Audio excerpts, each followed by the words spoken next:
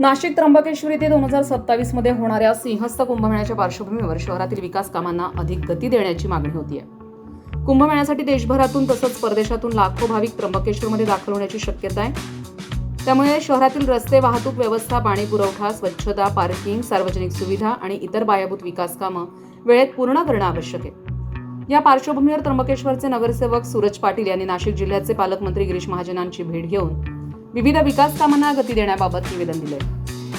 सध्या त्र्यंबकेश्वर शहर आणि परिसरात विविध रस्ते आणि पायाभूत सुविधांची कामं सुरू आहेत। मात्र कुंभमेळ्याच्या दृष्टीने उपलब्ध असलेला कालावधी लक्षात घेता ही कामं नियोजित वेळेत पूर्ण होणं अत्यंत गरजेचं आहे। कामांमध्ये विलंब झाल्यास कुंभमेळ्याच्या काळात वाहतूक कोंडी, भाविकांची गैरसोय आणि प्रशासनावर अतिरिक्त ताण निर्माण होण्याची शक्यता आहे।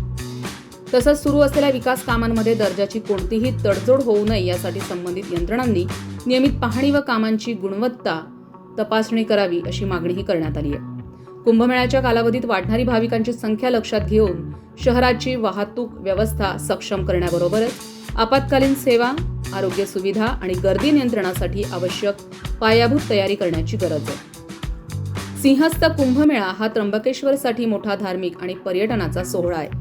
त्यामुळे विकास कामं केवळ कुंभमेळ्यापुरती न राहता शहराच्या भविष्यातील गरजा लक्षात घेऊन दर्जेदार आणि कायमस्वरूपी स्वरूपाची व्हावीत।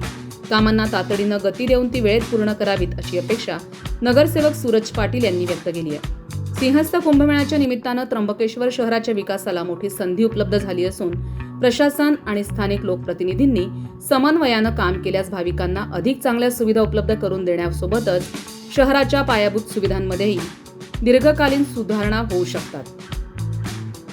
संविधान न्यूजसाठी रामदास शीर, त्र्यंबकेश्वर।